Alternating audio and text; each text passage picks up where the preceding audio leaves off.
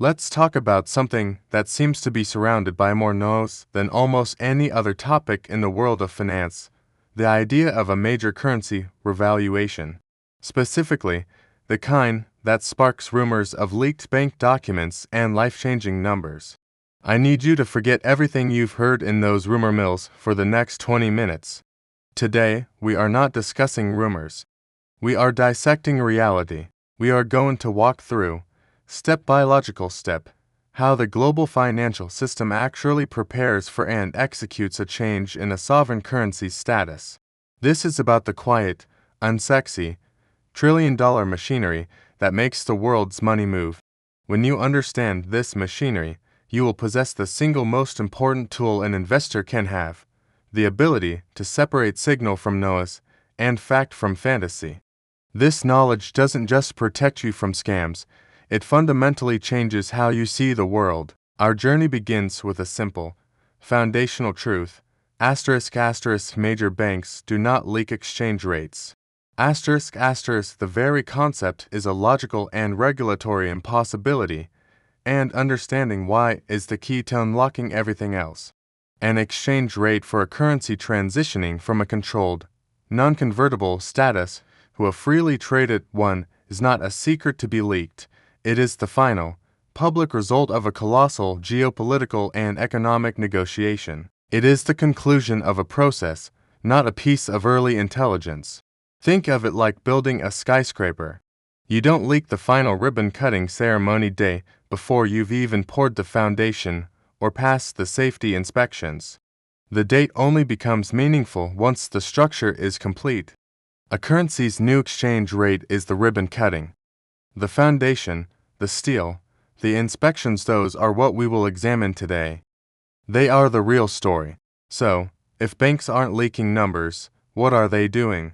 They are engaged in a constant, meticulous, and legally mandated process called institutional readiness and risk management.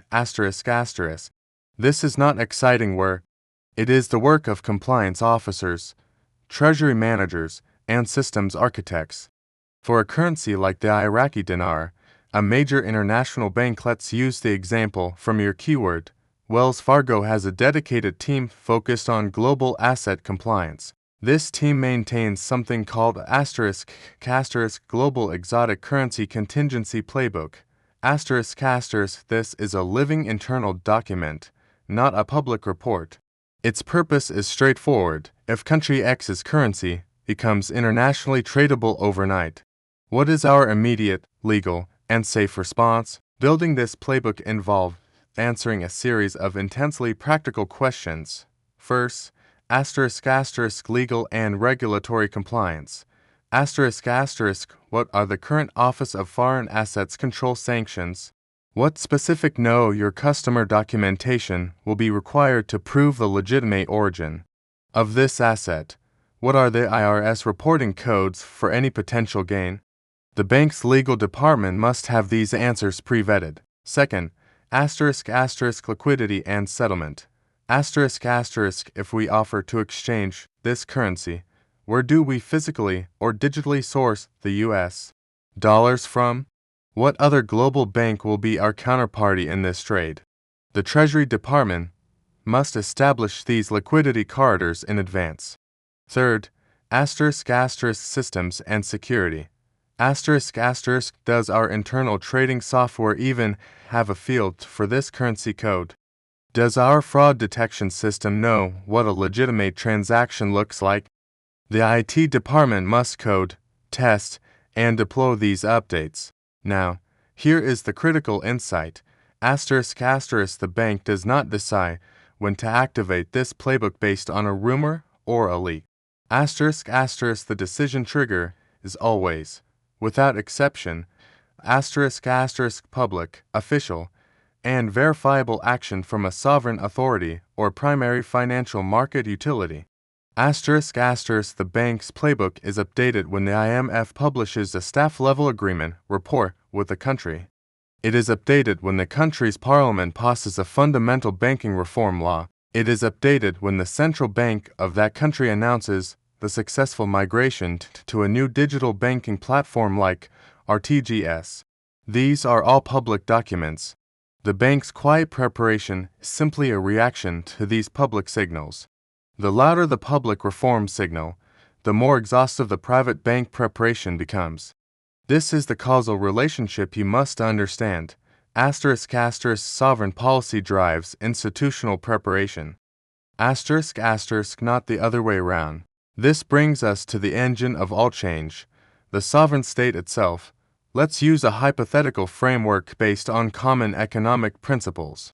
For a nation to sustainably change its currency's international value, it must construct what economists call the three pillars of monetary transition. Pillar 1. Fiscal and monetary reform. This is the bedrock. It means the government must pass a budget that dramatically reduces its deficit, ending the practice of simply printing money to pay its bills, which is the root cause of inflation and devaluation. It means legally guaranteeing the independence of the central bank, so monetary policy is based on economics, not political whims. These are not secrets. They are acts of parliament. They are published official gazettes. They are press conferences by the finance minister. This pillar is about building trust through transparent, painful, and often unpopular reform. Without this pillar, any change in exchange rate would be a temporary illusion, collapsing almost immediately. Pillar 2. Financial infrastructure modernization. A strong currency in the 21st century is a digital currency.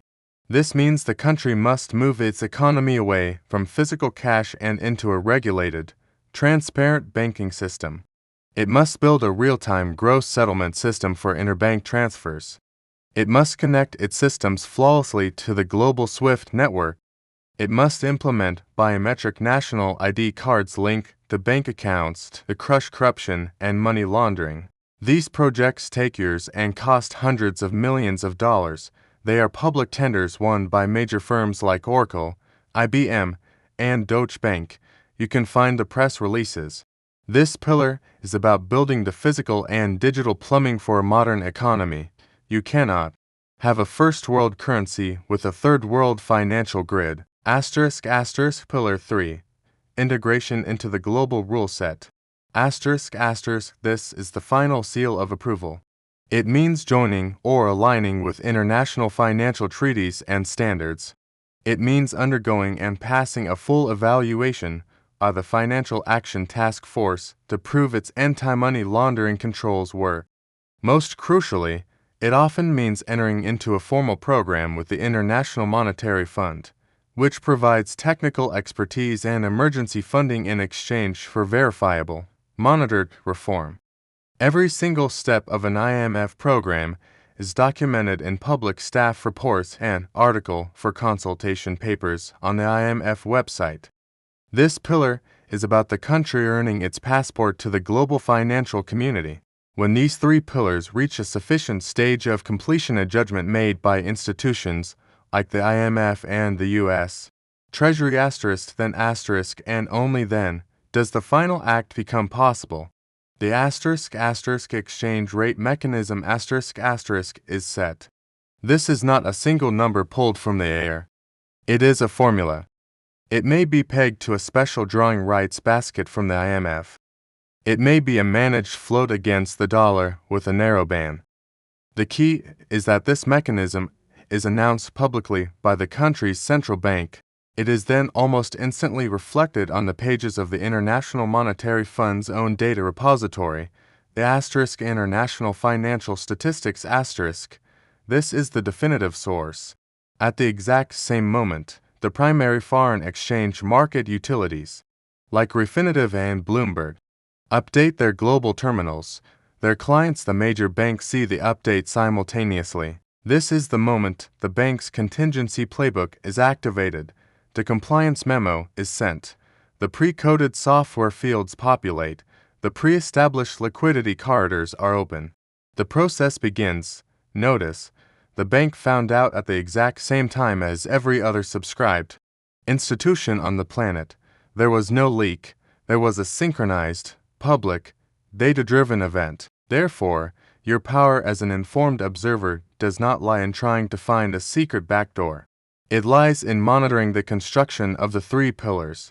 Your research should be directed to the primary sources: the website of the Central Bank of Iraq for Monetary Policy, the website of the Iraqi Ministry of Finance for the Federal Budget Law, the International Monetary Fund's country page for Iraq for formal assessments and agreements, the Financial Action Task Force public statements. When you read these documents, you are reading the same raw intelligence that the risk departments at Wells Fargo, JP Morgan, and Citigroup are analyzing. You are cutting out 100 layers of speculative middlemen. This framework also explains the persistent danger of the leak narrative. It is a perfect emotional trap. It sells the fantasy of insider knowledge, of bypassing the hard work of reform and getting to the payoff early. This fantasy is the fuel for every scam: the fake bank intake forms, the phishing emails from compliance officers, the YouTube videos showing obviously fabricated software screens. They are all designed to exploit the gap between your desire for a simple secret and the complex, boring reality of how global finance actually works. So, let's redefine what it means to be prepared. True preparation is not having a suitcase of currency under your bed and a folder of printed rumors. True preparation is *** documentation, education, and banking relationship. *** documentation.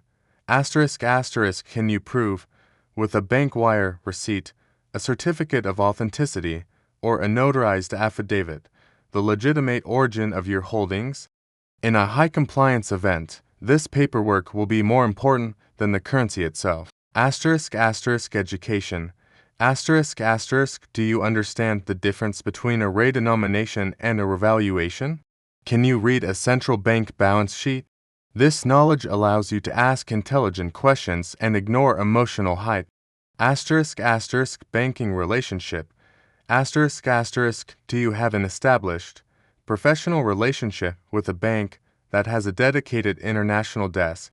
Have you had a calm, general conversation with an advisor about their processes for handling foreign assets?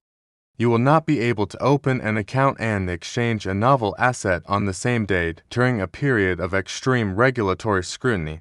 In conclusion, the story of a currency's transformation is not a spy thriller, it is a documentary, a slow-moving, detail-heavy documentary about law, economics, and technology. The protagonists are not shadowy insiders, they are finance ministers, IMF technicians, and central bank governors. The climax is not a leaked email. It is a published legal decree and a data update on an IMF server. By choosing to watch the documentary instead of the thriller, you arm yourself with patience and perspective. You align your timeline with the timeline of sovereign reform, not the timeline of rumor cycles. You gain the profound confidence that comes from understanding a system rather than hoping to beat it. This is the only sustainable path forward. The machinery of global finance is vast and impersonal. It does not respond to hope or hype. It responds to completed reform, verified data, and settled law. Your goal should be to understand that machinery so thoroughly that you can anticipate its next logical move, long before the crowd even knows where to look.